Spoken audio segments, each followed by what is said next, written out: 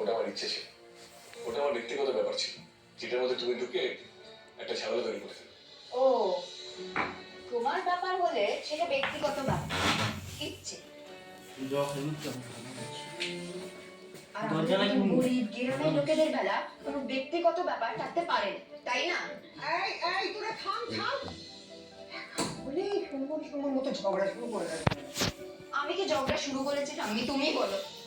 এ আমাদের মাঝখানে চারটে উল্টো পাল্টা কথা কেন বলছে? শোনো, আমি এই বাড়িতে আর আসবো না, বুঝেছো? আর এই জন্য আমি তোমার সঙ্গে কখনো কথা বলবো না। আরে কথা বলবি না তাহলে এই বাড়িতে আসবি না কেন? ঠাম্মির কাছে আসবি না? আমি কখনো তোর কিছু বাজে কথা বলেছি?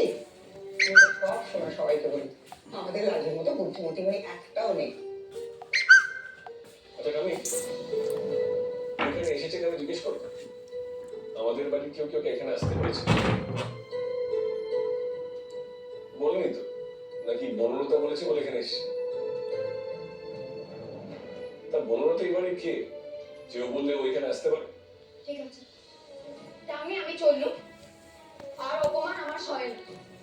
আর হ্যাঁ, বনলতা দিদি এ বাড়ির বউ, তোমার বউ। আরে তার